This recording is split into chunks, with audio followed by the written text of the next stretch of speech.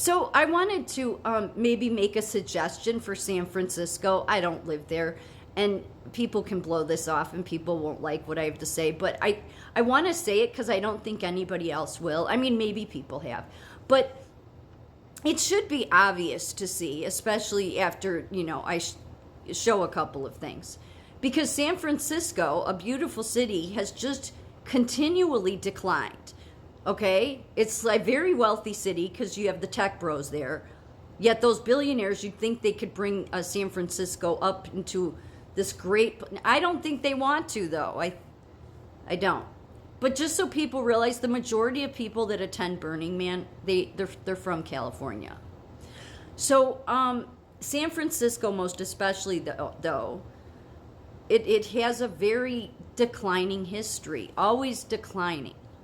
And you can say it's because it's the politicians, or it's this, or it's the whatever. No, I think there's something very simple that maybe if you added to the community, maybe could help. But again, people won't like this. But let me just a little bit more about the history. There's been for a long time books written about this continual crisis of San Francisco. And obviously, we know that California. I mean, I lived in outside of San Diego in the '80s, so I know that they have earthquakes, and parts of California are plagued to fires, most especially LA. But this is not climate change. There's something else that's missing. Okay, again, but people won't like. But there's always been something horrible that has been happening with San Francisco. Okay, like obviously anybody who was alive in the 80s, you remember in 1981, the AIDS crisis started there. Okay, 20,000 San Franciscans died because of that in 81. Then you have the Golden Gate Bridge suicides that have been a continual thing, okay? So there's just this constant darkness going on. Now in this picture, you might not notice it, but like above my hands, right below, there's a net there. Do you see it? I don't know if I can't really. It's like right here, this net that runs along. They put this in 2023, and it's decreased the suicide rate. The thing is, what this reminds me of is, well, in China, the workers are so miserable at some places. They just want to die because their life is horrible.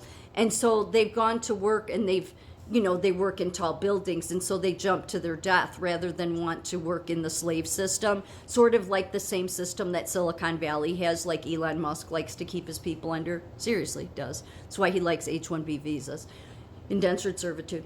Anyway, so China does that. So what China did, because they wanted those workers not to be wasting time jumping to their death, they put these nets around the building. So then it's like, oh, okay, you tried to jump to your death, the net caught you, get back to work. Like that's what it reminds me. Like, even though, yes, this has decreased the suicide rate, I bet these people have still, like, I don't think it's addressing the problem. But again, this has helped, apparently. As you can see, after only 8 months, the Golden Gate Bridge's anti-suicide nets have saved a lot of lives. Since its completion in 1937, approximately 1,800 people have taken their lives jumping from the Golden Gate Bridge. Like, all of these things are horrors. Like, you could say every city, no. There's a continual horror happening to San Francisco.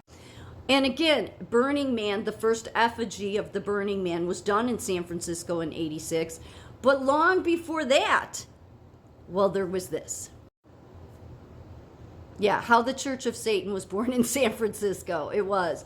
And this is why they loved to use back in the 80s. No, there's a satanic panic going on. Well, you had the guy in '86 burning the effigy. Then you have there's a high occultism in San Francisco. I think it's out of 5, it's the 5th. But LA's one, like there's like 3 out of the top 5. 4 of them are in California, one of them being San Francisco. The first is New York, obviously. For all the horrors, but also high in occultism. So many people know Anton LaVey. He, founded the first Church of Satan in San Francisco. This was in 1967. He did ceremonies out of his house. This was, he was the head of the First Church of Satan, assisted by his partner Diana as they go through a satanic ceremony in 1970. So let me just say, like, this should just be a red flag. Like, yeah, this may be hurting. This may have been the beginning of the downfall for San Francisco. This is not a good look at all. This just is not good. So, I mean, I'm just saying, I think maybe if you, like, there's a ton of Wiccans in San Francisco. I have nothing against Wiccans. I get, oh, you're about the environment, so don't even start coming at me with the bullshit. All I'm saying is that if you care about your community, maybe you should put some Christianity back into it. Because, when there's too much of this going on, then God just turns his back on the place, and then, it just will continue to get worse, no matter what the politicians do. So as you can see here, it says LaVey, the leader of the First Church of Satan, taps his gum-chewing 3-year-old daughter Xena on the head with a sword during a baptism ceremony. Yeah, nothing wrong here, right? Yeah, no, this is just totally normal.